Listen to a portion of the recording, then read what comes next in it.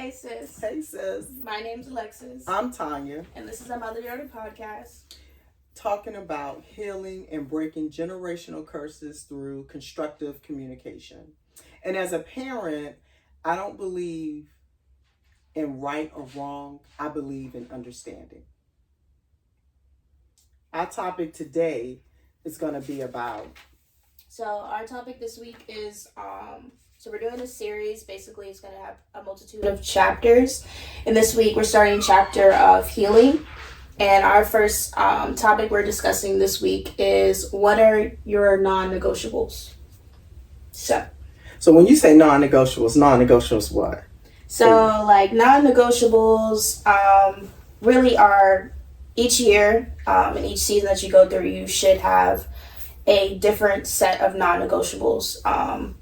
Negotiable basically means, if you're unaware what negotiable means, it basically means things that you are not willing to change for a person that comes into your life or just for yourself. Things that you are, basically boundaries that you're setting for yourself and with relationships that you have with people. So the relationship also can be with self, your relationship with yourself, and a relationship with another person. Right. Ideally. Right. So I said, when I was thinking about it, like some of my non-negotiables in like 2023, I feel like definitely with myself, I think it's definitely setting and maintaining those clear boundaries with the people that I form relationships with in my life. I think that my main problem is I tend to like waver boundaries for certain people because of how much I love them and I care for them. And it hasn't affected me in a positive way. Okay. So why do you think that you waver from those things? Like, why do you feel like you waver from those boundaries? Mainly for fear of like rejection, like not wanting them to leave my life or just being afraid to be fully alone and if afraid of their response to my boundary. Okay. Okay. I understand. One of my non-negotiables this year is for myself to be intentional. And basically to be more intentional about my goals and things that I want for myself.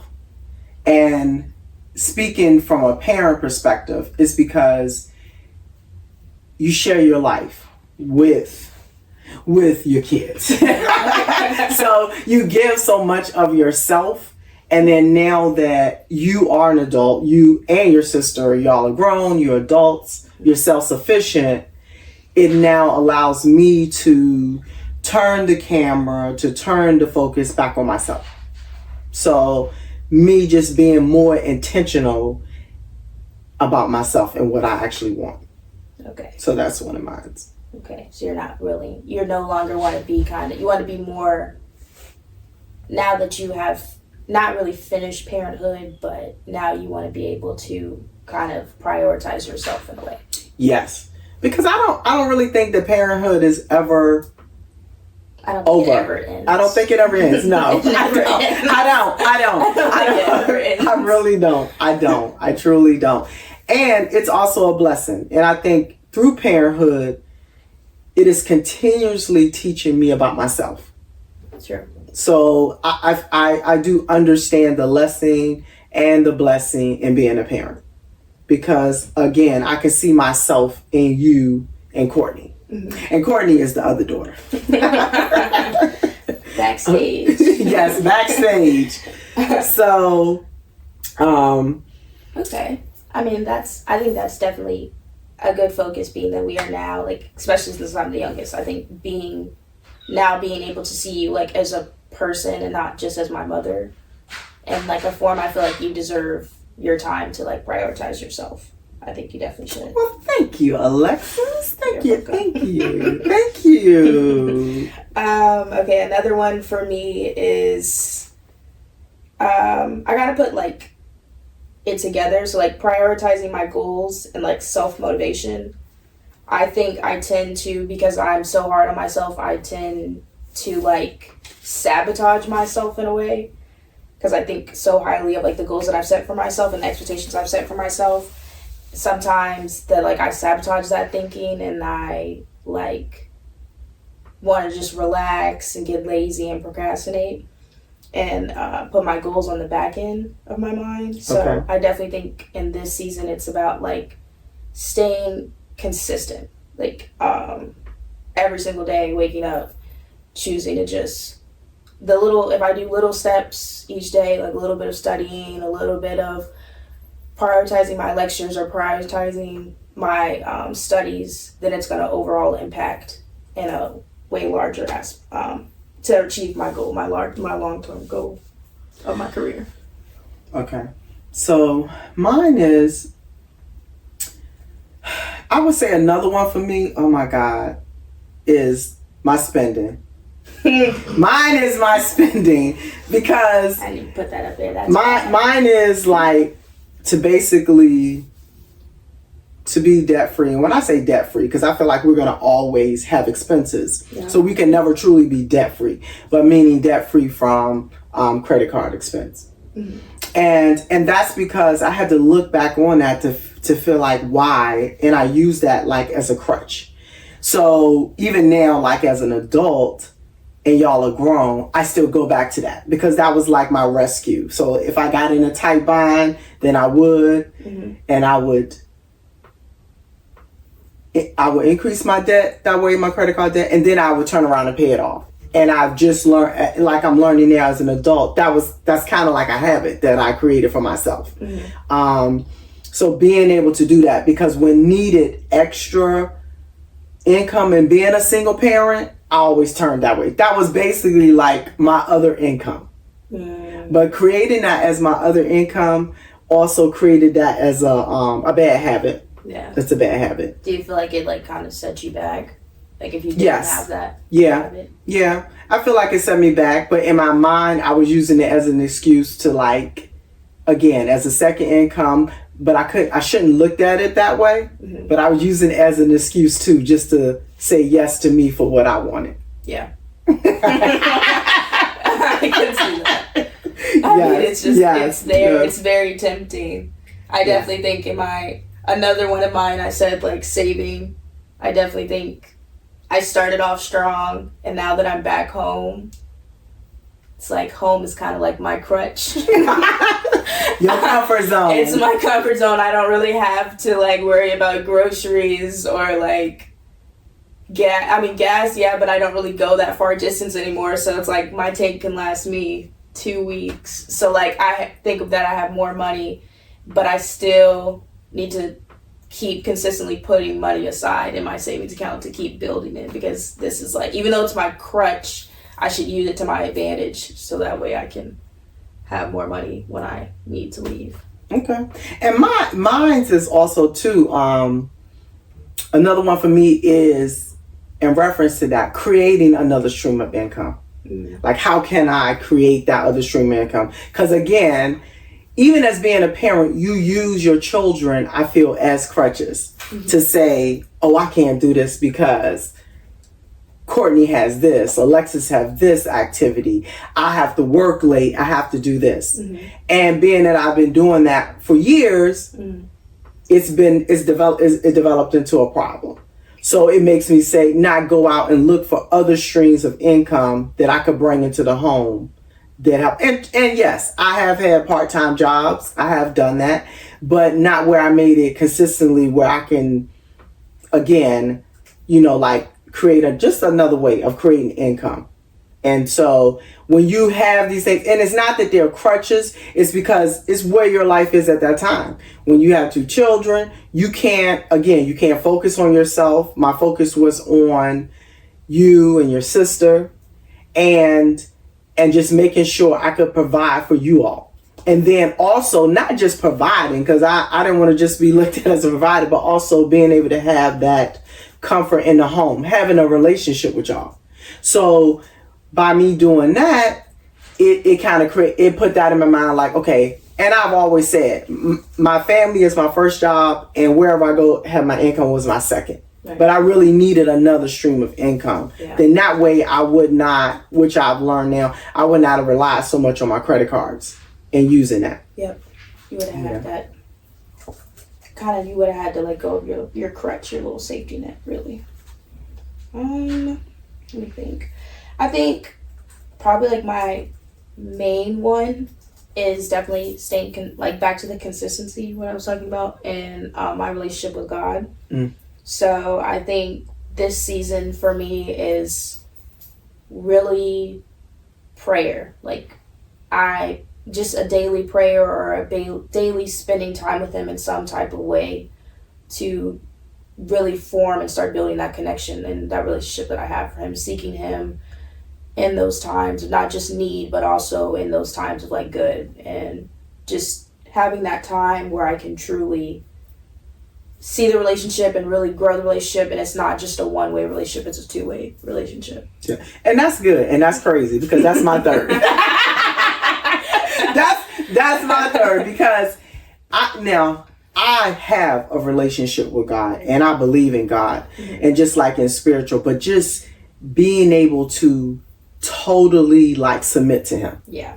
In every way. Like I know when there's adversity going on, I automatically turn to him. And that's something like I taught you all. And being able to sit still, and you may say, what is God? How's God? But when you become an adult, as you are, you're going to have to be able to develop and form that relationship yourself. Yeah. Because it is so important. But mine's is, like I read one book before, discerning the voices of God. So a lot of times, we think that it's like this, I don't know. I used to think like it was this mysterious voice or something of that nature. I used to think it was Morgan Freeman. Yeah.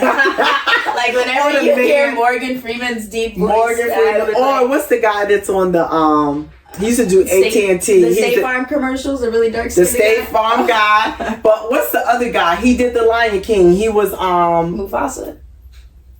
Yes, he was Mufasa, the guy that does his voice in Mufasa. I would always think that it was a voice like that when I was a child. But when I read that book, it was so revolutionary because it was like, first of all, is when you're in a quiet, you don't even necessarily have to be in a quiet space. That's what I thought too. It's when something in the world comes to you in threes. That's what it taught. So it basically, if something that you have submitted to God in prayer, and you're looking for an answer from him, the universe, he sends it through people, things, anything. For example, I have seen it when I have asked God a question and asked for it in prayer, in quiet. I would get 3 confirmations. Whether it'll come from a person, it may come from a commercial, and sometimes I have been literally behind somebody and their license plate may be a scripture on the back of their license plate. Wow. And when and a lot of times it's something where it gets your attention. Yeah. And then it'll come in 3 forms. It doesn't come in, and I think that's where actually people lose that whole thing. I'm not going to get into that about religion and spirituality, because he speaks to us through everything that's around us to get our attention. Definitely. To get our attention. Definitely. Yeah. And sometimes, no, and that's something that I've learned, like, also too.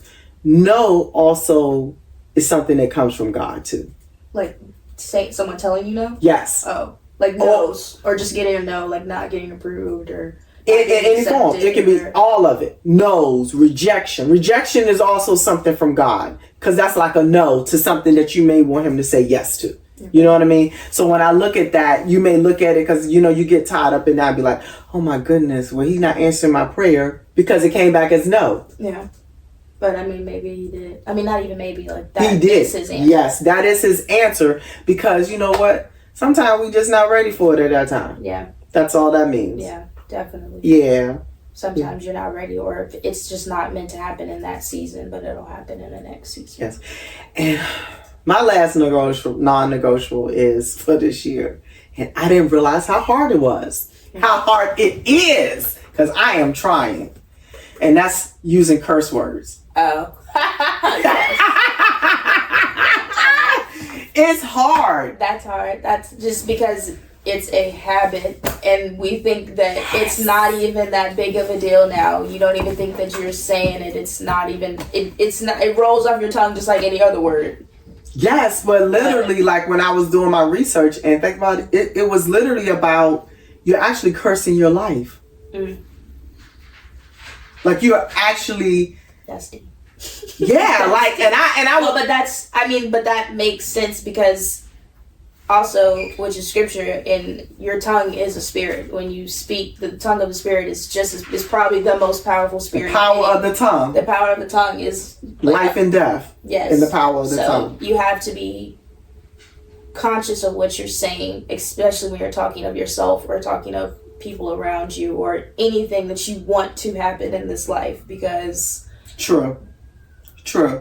It can, and I definitely think that's a non-negotiable, is definitely being conscious of how you speak on yourself and how you speak on the ones around you. Because yes. And because now God's not the only one that hears us. Like, I think that's another thing. Yes. That's what I'm going through. Yes. Is that the enemy can also bless. Not bless, but he can hear what you're saying. Yes. And he may perceive it as a blessing to you, and it's not actually a blessing. It's not actually from God. It's the enemy working in your life. Yes. So you have to discern the two, and in order to discern the two, you have to truly know God and the Holy Spirit. And pretty. I think you said a mouthful. Yes. Yeah, that's definitely, and use it. So I think that's my kind of battle right now that makes me kind of defensive, I guess. Mm-hmm. Because it's kind of like, who can you trust? Like, who is really showing who they are? And it's like, or are they just saying the right things right now? So then later, when they have you, it's really, And that one can lead us into our next one, because I think the next topic should be about trust. Definitely. I'm there with that. I think trust, because what you just said there, I'm just experiencing that too. It's just like trust. And what people trust is hard, because and saying that word love, and people not understanding what that is. True. Because I guess my biggest thing, like the biggest thing for me is, how can you? I want to leave. What is your last non-negotiable? Because I'm gonna say what I want to end with. My last one, which kind of brings it all in, is to just accept people for who they are, who they show themselves are, like the first time. Yes. The first time. Yes. Yes. I don't even think you do not need a second. You do not need a third. And this goes not just for relationships. This goes for friendships. Correct. It even goes for who you are. I mean, everyone can change and everyone can grow. Yes. But intentions of people when it comes to relationships, I don't feel necessarily ever change. I don't. Oh, that's kind of deep there. So the intentions. I don't feel like. So I feel like when you deal, that we'll just end with that. My non-negotiable is just to accept people for who they are. Yes. Because this conversation can go on and on. You can go on in that one, but yes.